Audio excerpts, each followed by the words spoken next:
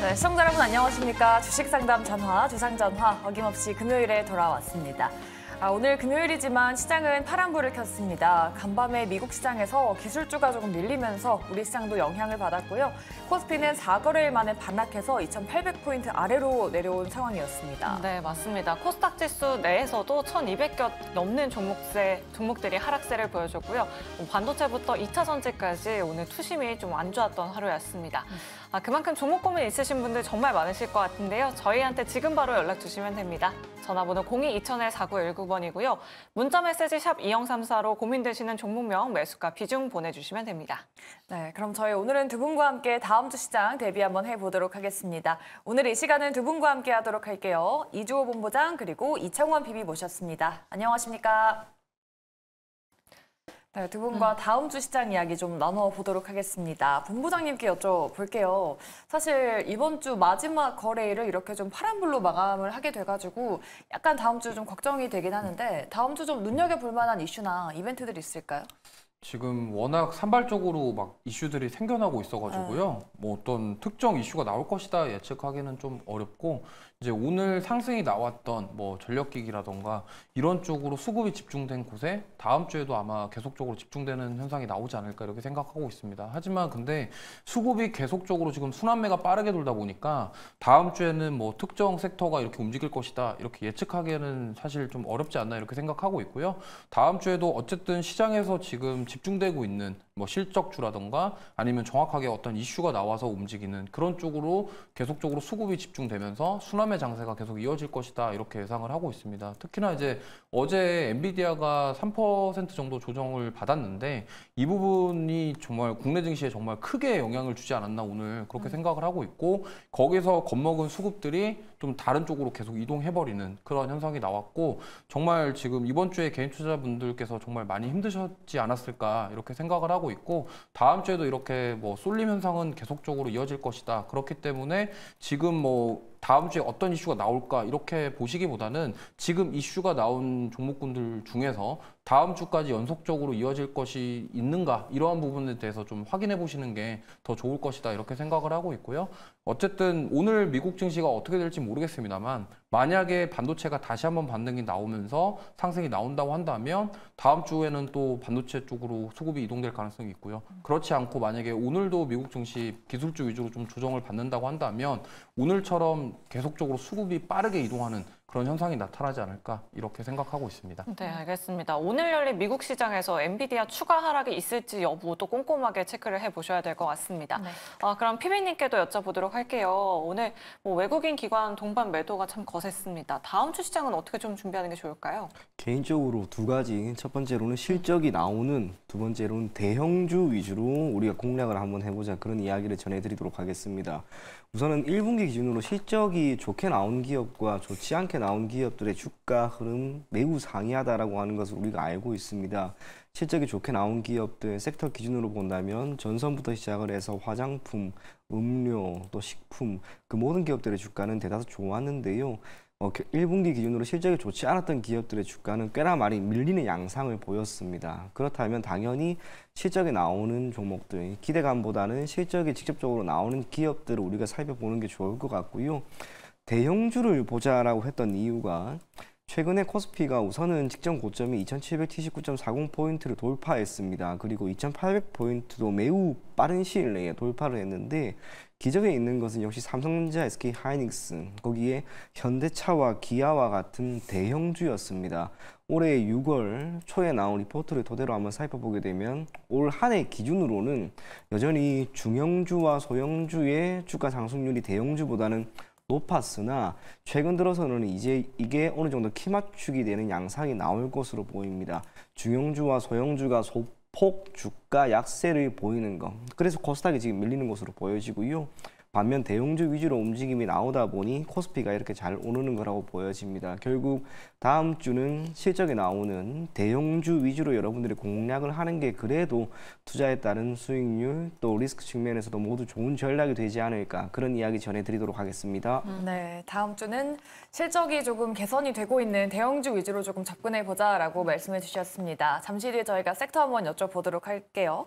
그럼 먼저 이주호 본부장님의 다음 주 픽 섹터부터 여쭤보도록 보도록 하겠습니다. 다음 주는 어떤 쪽을 좀 보는 게 좋을까요? 네, 저는 조선 기자재 쪽이 좀 좋다라고 생각을 하고 있고요. 특히나 이제 동해 가스 시추 관련된 이슈와 지금 조선 쪽이랑 좀 엮여 있는 기업들이 좀 많이 있습니다. 오늘 같은 경우도 태광이 오늘 급등세가 나왔다가 좀 윗꼬리 달고 마감을 하긴 했습니다만 지금 최근에 조선 기자재 좀 위주로 좀 상승세가 나오고 있기 때문에 지금 뭐 전반적으로 섹터 전반적으로 바닥권을 다져주면서 거래량이 나오는 모습이 나오고 있습니다. 그러다 보니까 아무래도 지금 영일만 관련돼서 계속적으로 뭔가 이슈가 나오고 있기 때문에 이쪽으로 다음 주도 한번 움직여주지 않을까 이렇게 조심스럽게 예상을 해보고 있고요. 아무래도 지금 뭐 실적이라 이런 부분들이 조선 쪽 업황의 개선에 대한 기대감 그리고 조선 기자재들도 그에 따라서 수혜를 입을 것이다에 대한 부분들이 좀 강조가 되고 있기 때문에 이 부분에 있어서 저는 조선 기자재 쪽 다음 주에도 좋은 흐름을 이어가지 않을까 이렇게 한번 생각해보고 있습니다.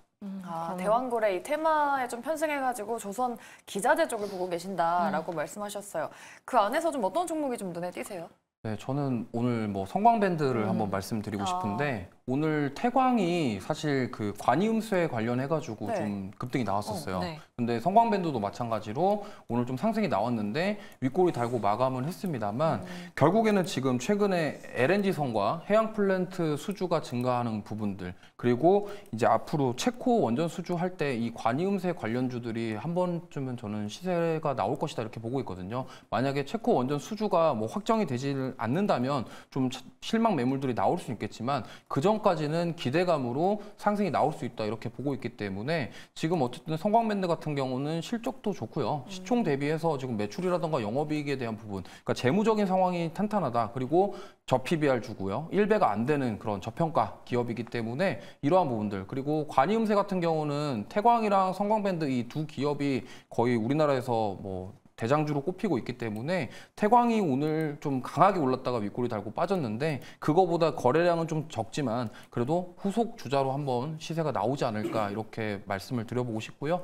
어쨌든 지금 조선 업황도 좋고 그다음에 또 영일만 테마도 엮일 수 있고 여러 가지 정황상 지금 한 번쯤은 시세를 주려고 하는 모습이 나오지 않을까. 그리고 기술적으로 봤을 때도 지금 주가 자체가 굉장히 꾸준하게 좀 빠지면서 조정을 많이 받았었어요. 그동안 고점이 17,450원 부근이었는데 작년 8월 기준으로 고점이. 근데 거기서 빠지고 10,000원까지 눌리고 나서 그다음에 지금 바닥권을 만들어주는 모습 그리고 최근에 나오고 있는 이 거래량. 그러면 지금 윗꼬리가 달리는 모습들은 그동안 이제 뭐 악성 매물이라고 하죠. 그런 매물대를 소화하는 과정이다라고 봤을 때 만약에 이 매물이 소화가 된다고 한다면 여기서 추가적인 거래량이 나왔다. 그러면은 한번 돌파가 나올 가능성이 있기 때문에 다음 주에 한번 관심을 가져보시면 좋을 것 같습니다.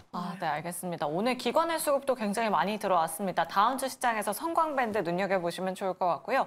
이청원 PB님의 탑픽 섹터도 한번 들어보도록 할게요. 앞서서 뭐 대형주 위주로 좀 보자라고 하셨는데 네. 어떤 섹터가 좀 눈에 띄시나요? 섹터는 방산이고요. 종목은 사실은 소형입니다. 네. 우선 섹터 자체를 방산으로 선택한 이유가 코스피가 최근에 움직임이 크게 개선됐던 그날 나타난 변화가 기존의 주가 흐름이 매우 좋았던 화장품 그리고 식품 여기가 흔들렸습니다. 반면 그날 기준으로 신고가 52주 기준 신고가가 나왔던 몇몇 기업들이 있는데요. 하나 에어로스페이스, LIG 넥스원과 같은 방산 기업들이었습니다. 시장이 약간의 변화 양상을 보였던 가운데 거침없이 주가 흐름을 보였던 기업들이 저는 당분간 시세를 조금은 더 보일 수 있을 것으로 생각을 하고 그 가운데 방산 섹터를 우리가 조금은 더 눈여겨보자. 그런 이야기까지 한번 전해드리도록 하겠습니다. 네. 그럼 방산주 내에서 소형주를 보신다라고 하셨는데 어떤 종목일까요? 코츠 테크놀로지라고 하는 기업인데요. 제가 왜 이 코츠 테크놀로지라고 하는 기업을 조금 눈여겨볼 필요가 있는지에 대한 설명을 조금 해드리자면 우리나라 같은 경우에는 우선은 대기업에 속하는 LIG 넥스원, 현대로템, 또 하나 에어로스페이스, 한국항공우주 이런 기업들이 있습니다. 그들이 생산을 해내는 다양한 완성 제품 안에는 인베디드 시스템이라고 하는 소프트웨어적인 측면에서 공급이 원활하게 이루어져야 하는데 현재 그 부분을 꽤나 많이 담당하고 있는 게 코츠테크놀로지입니다. 아직까지 방산 기업들, 밸류체인이 특히나 시스템적인 측면에서는 여전히 해외 시장에 대한 의존도가 너무 높습니다. 그래서 동사가 조금씩 성장을 하는 가운데 그래도 자체적으로 소모품을 기반으로 하고 있는 부품에 대한 경쟁력을 국내 안에서만 10% 이상으로 키워나갈 것이다 라고 하는 그런 목적으로 회사가 지금까지 경영이 되고 있고요. 덕분에 지금까지 매출, 영업이익, 적어도 지난해까지는 연도별로 계속해서 성장하는 모습을 보였고 올해는 수주 잔고와 매출, 영업이익 모두 사상 최대치를 보일 것이다 라고 하는 그런 전망까지 나오고 있습니다. 해당 섹터가 단순하게 좋다라고 생각을 할 수도 있겠지만 실질적으로 그들이 놓여 있는 경영 환경도 매우 좋습니다. 최근에 유진투자증권에서 나온 대한민국의 방산 수출 수주액 추이와 전망이라고 하는 자료를 한번 살펴보게 되면요. 2002년부터 시작을 해서 크게 움직임이 없었던 해당 산업군이 2022년에는 2002년 대비 거의 150배가 늘어납니다. 기저에 있는 건 현 정부가 역시나 있는 거죠. 정부가 직접적으로 해당 산업을 육성하기 위해 수주도 하고요. 사실상 세일즈까지 하고 있습니다. 그러다 보니 올해 기준으로는 사상 처음으로 200억 달러 수준까지도 방산 수출 수주액이 나오지 않을까 그런 전망이 나오고 있습니다. 긍정적인 경영 환경 속에서 이들에 대한 소재와 부품을 공급하고 있는 우리나라의 한편으로는 독보적인 기업이 코츠테크놀로지라고 보입니다. 그렇다면 해당 섹터의 훈풍이 조금 더 이어질 수 있는 지금과 같은 시점에 우리가 코츠테크놀로지를 조금 더 볼 필요가 있지 않을까 그런 이야기 전해드리도록 하겠습니다. 네, 실적 성장세 정말 엄청난 것 같습니다. 2분기 실적 시즌 전에 담아보시면 좋을 만한 종목으로 코츠테크놀로지 이렇게 소개를 해주셨습니다. 네, 이렇게 다음 주 시장 좀 준비를 해봤고요. 저희 여러분들의 종목 고민 도와드리고 있습니다. 저희 전화, 문자 그리고 유튜브 창구 열려 있으니까요. 이쪽으로 고민되시는 종목명, 매수가, 비중 보내주시면 저희가 꼼꼼한 상담 도와드리도록 하겠습니다. 네, 그럼 저희 종목 상담으로 본격적으로 돌아오도록 할게요.